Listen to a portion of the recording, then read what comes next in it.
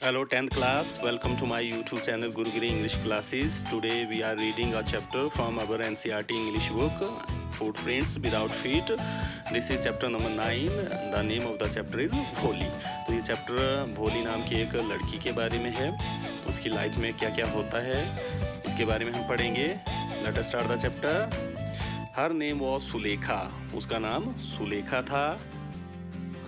But since her childhood, everyone had been calling her भोली. मगर उसके बचपन से ही हर कोई उसको भोली बुला रहा था. The simpleton. भोली means simpleton. English में simpleton. She was the fourth daughter of नंबरदार रामलाल. वो नंबरदार रामलाल की चौथी बेटी थी. When she was 10 months old, जब वो 10 महीने की थी, she had fallen off the cot on her head. वो अपनी चारपाई से सिर के बल गिर गई थी. And perhaps it had damaged some part of her brain. और शायद इससे उसके दिमाग के किसी भाग पर चोट लगी थी. उसका कोई दिमाग का कोई भाग क्षतिग्रस्त हो गया था. That was why she remained a backward child. इसीलिए वो एक पिछड़ी हुई लड़की रह गई थी. मतलब उसके दिमाग का विकास ज़्यादा नहीं हो पाया था. And came to be known as भोली. और उसको भोली के नाम से जाना जाने लगा. The simpleton. भोली मीन्स इंग्लिश में simpleton. सीधी सादी. At birth, the child was very fair and pretty. जन्म से वो बच्ची बहुत ही गोरी थी और बहुत ही सुंदर भी थी. But when she was 2 years old, मगर जब वो 2 साल की हो गई, she had an attack of smallpox. उसको चेचक का दौरा पड़ गया. चेचक का हमला हो गया. मतलब उसको चेचक नामक बीमारी हो गई. Only the eyes were saved. केवल उसकी आंखें ही बच पाई. But the entire body was permanently disfigured.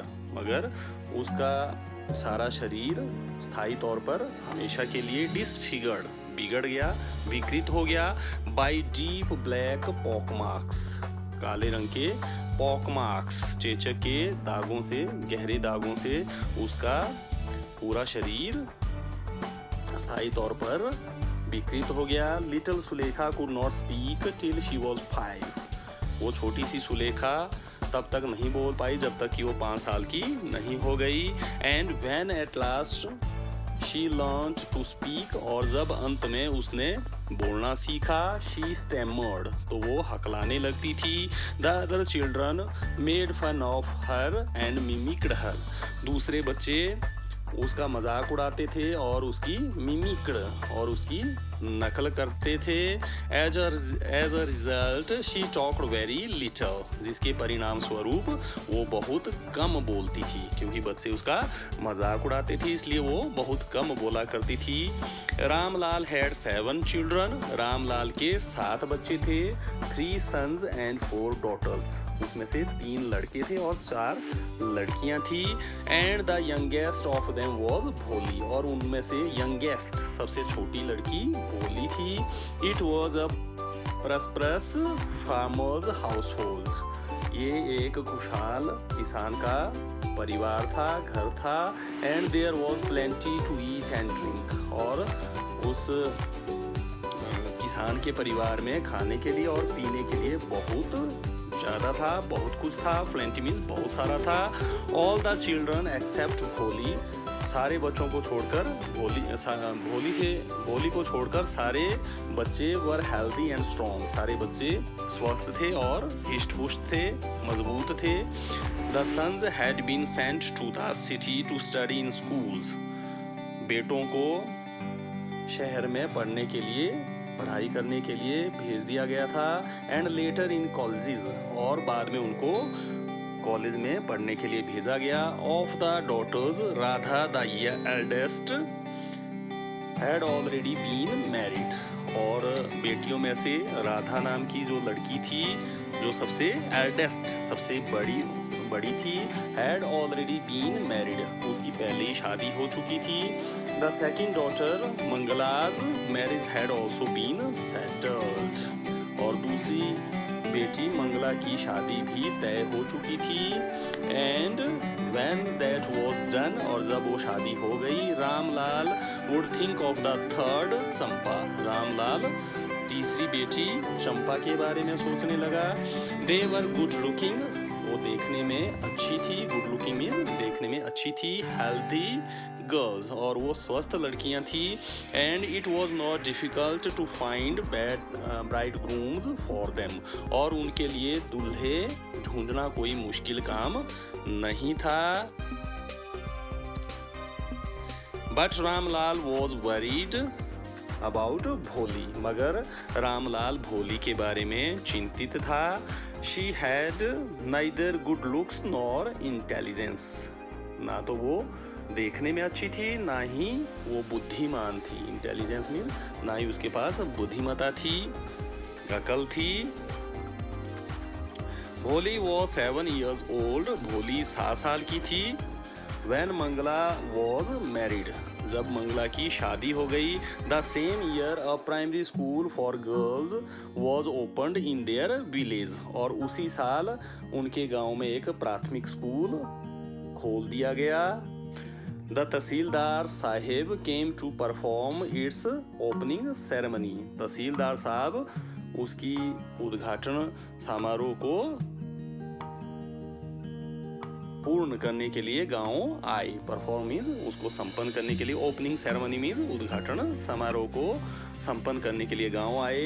He said to Ramlal, तहसीलदार ने रामलाल से कहा, as a revenue official you are the representative of the government in the village.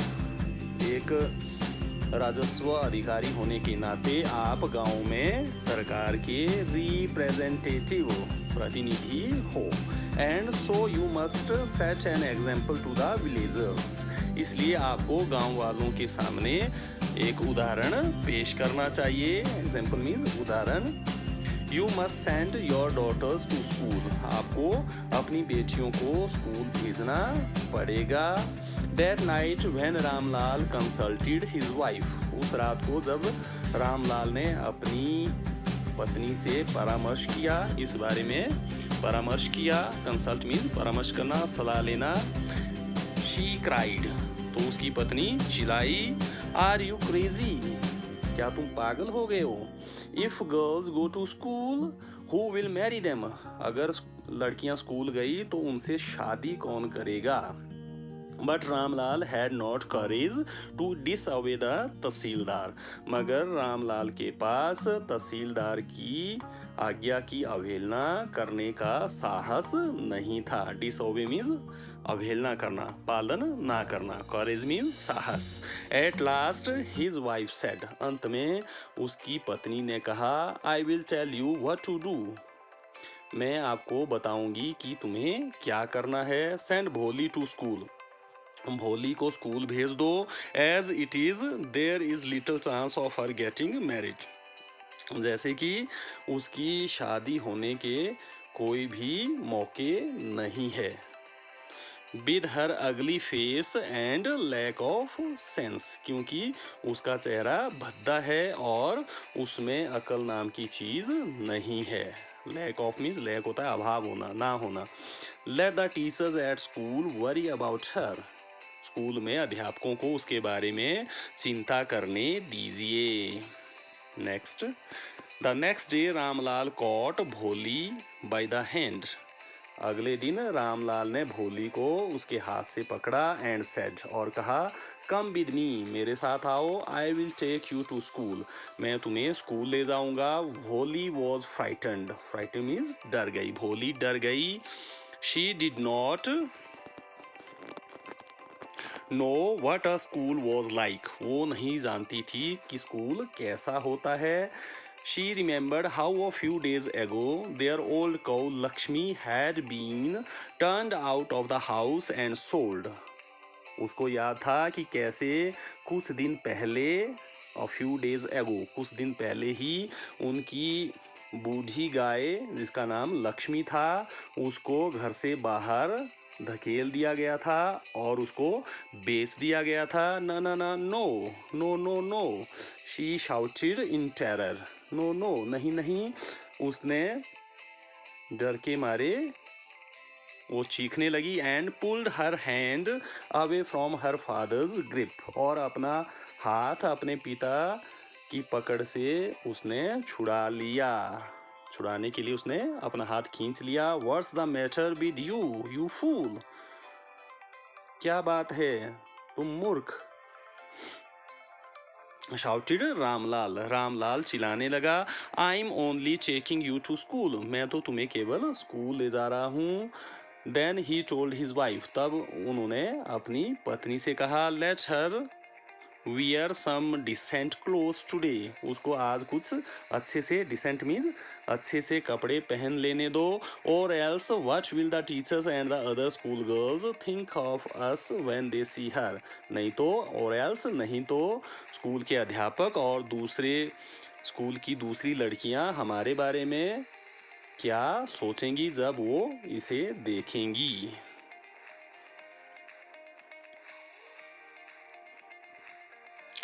New clothes has never been made for Bholi, नए कपड़े भोली के लिए कभी भी नहीं बनाए गए।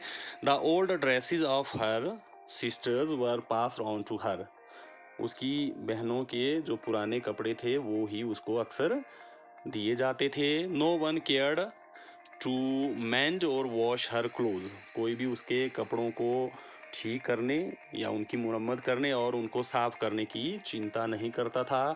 But today she was lucky to receive a clean dress, मगर आज वो किस्मत वाली थी कि आज उसको साफ कपड़े प्राप्त हुए।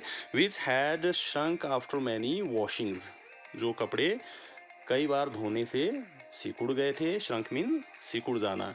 एंड नो लॉन्गर फीचर्ड चंपा, और अब वो कपड़े चंपा को ठीक नहीं बैठते थे। She was even bathed and oil was rubbed into her dry and matured hair, उसको आज नहलाया गया और उसके उलझे हुए, मैच्योर्ड मीन उलझे हुए, और उसके सूखे बालों में तेल लगाया गया। Only then did she begin to believe, तब ही उसको ये विश्वास हुआ that she was being taken to a place better than her home, कि आज उसको उसके घर से ज़्यादा अच्छे स्थान पर ले जाया जाने वाला था। When they reached the school, जब वो स्कूल पहुंची, the children were already in their classrooms, तो बच्चे, बाकी बच्चे जो है पहले से अपने कक्षा के कमरों में पहुंच गए थे। Ramlal handed over his daughter to the head mistress, Ramlal ने अपनी लड़की को मुख्याध्यापिका को सौंप दिया। हैंड ओवर मीन्स सौंप देना। Left alone the poor girl looked about her with fear laden eyes, जब वो अकेली रह गई तो वो बेचारी लड़की इधर उधर डरी हुई आंखों से देखने लगी।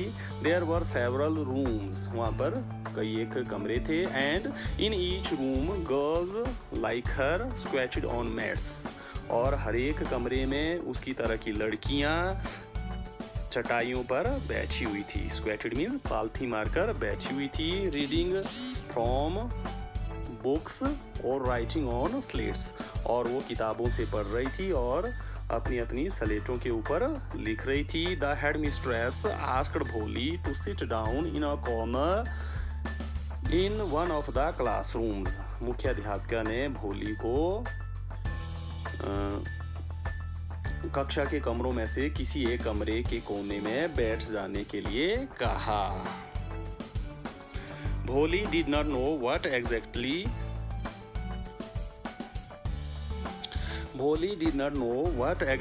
अ स्कूल वॉज लाइक, भोली नहीं जानती थी कि स्कूल कैसा होता है। एंड व्हाट हैपेंड देयर, और वहाँ स्कूल में क्या होता है इसके बारे में उसको कुछ भी पता नहीं था। But she was glad to find so many girls, मगर वो बहुत सारी लड़कियों को पाकर खुश थी। Almost of her own age, और सभी लड़कियां लगभग उसी की उम्र की थी। प्रेजेंट देयर, जो कि वहाँ पर उपस्थित थी।